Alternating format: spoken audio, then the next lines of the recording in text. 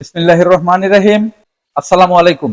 আমি মোহাম্মদ সিরাজুল ইসলাম, কসবা উপজেলা বিএনপির মৎস্যজীবী, তাঁতি এবং উপজাতি বিষয়ক সম্পাদক এবং সভাপতি, বাদুর ইউনিয়ন বিএনপি।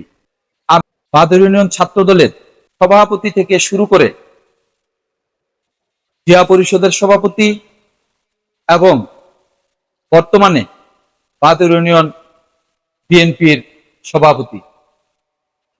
প্রিয় উপস্থিতি, আমি আমাদের প্রিয় নেতা আলহাজ কবির আহমেদ ভূঁইয়া ভাইয়ের পক্ষ থেকে বাদুর ইউনিয়নের প্রত্যেকটি ওয়ার্ডের নেতাকর্মী সহ বাদুর ইউনিয়নের সকল পর্যায়ের সকল নেতৃবৃন্দ এবং সাধারণ জনগণকে ঈদ উল ফিতরের আগাম শুভেচ্ছা জানাচ্ছি।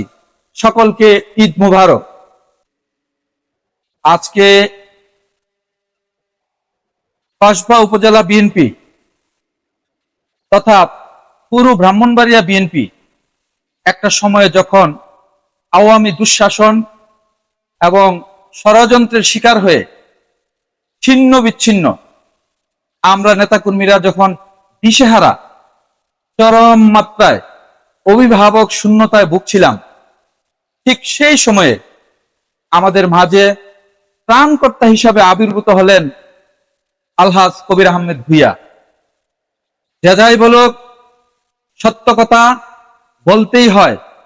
আমরা দেখেছি উনি ওনার বয়সকে ছাপিয়ে, উনি ওনার সমসাময়িকতাকে ছাপিয়ে যথেষ্ট দক্ষতার সাথে মানসিক শক্তি নিয়ে কসবা, আখাউড়া তথা ব্রাহ্মণবাড়িয়াকে ঢেলে সাজিয়েছেন।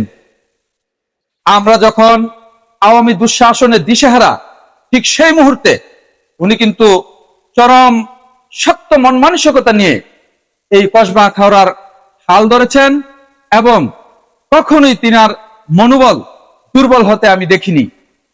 ওনার উৎসাহ উদ্দীপনায় কসবা উপজেলার প্রতিটি ওয়ার্ড, প্রতিটি ইউনিয়ন সহ গোটা ব্রাহ্মণবাড়িয়ার প্রতিটি ইউনিয়ন, প্রতিটি উপজেলা, পৌরসভা তথা 14টি ইউনিট একটা ভিন্ন মাত্রায় সুসংগঠিত এবং ঐক্যবদ্ধ রূপ লাভ করে।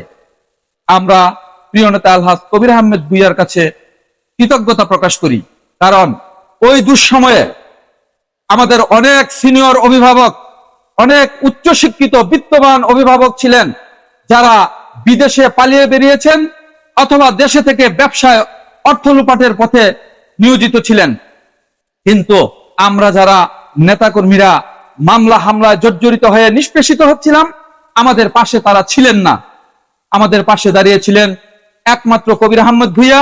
তাই আমি মনে করি আজকের এই প্রেক্ষাপট পরিবর্তনের পর যারা প্রবাস থেকে আসছেন, দেশের বিভিন্ন স্থান থেকে ব্যবসা বাণিজ্য ছেড়ে আজকে আবার রাজনীতিতে অভিভাবক হতে আসছেন, আপনারা ঠিক আছে বিএনপি, কিন্তু আপনাদের অবস্থান প্রথম সারিতে হবে না। ওই দুঃসময়ে যিনি নেতৃত্ব দিয়েছেন, দুঃসময়ে যিনি গোটা ব্রাহ্মণবাড়িয়াকে আগলে রেখেছেন, প্রথম সারিতে ওনার অবস্থান। আমি অনুরোধ করব, আপনারা লাফালাফি না করে প্রিয় নেতা আলহাজ কবির আহমেদ ভূঁইয়া ভাইয়ের পিছনে আসেন, কবির আহমেদ ভূঁইয়া ভাইয়ের সঙ্গে সঙ্গী হন, ব্রাহ্মণবাড়িয়া বিএনপির নেতৃত্বকে ঐক্যবদ্ধভাবে আরো সামনে এগিয়ে নিয়ে যান। পরিশেষে বলতে চাই,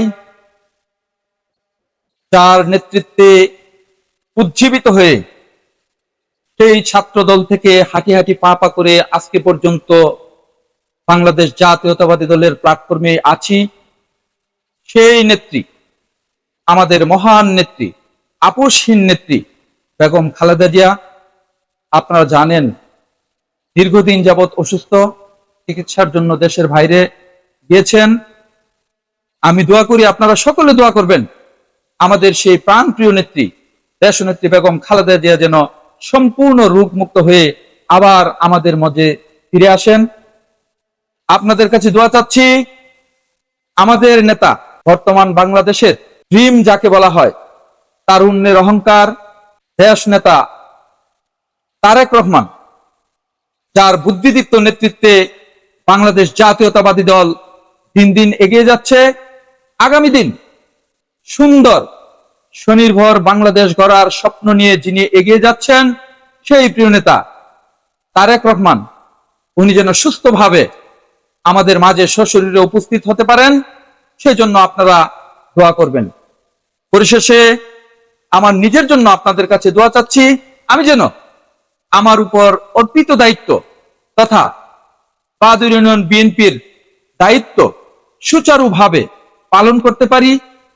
এবং আজকে বিশেষভাবে আমি ধন্যবাদ জানাতে চাই আলো টিভি নিউজ 24 কে, যিনি যার এই চ্যানেলের মাধ্যমে আমাদেরকে দীর্ঘদিন যাবৎ সেবা দিয়ে চলেছেন।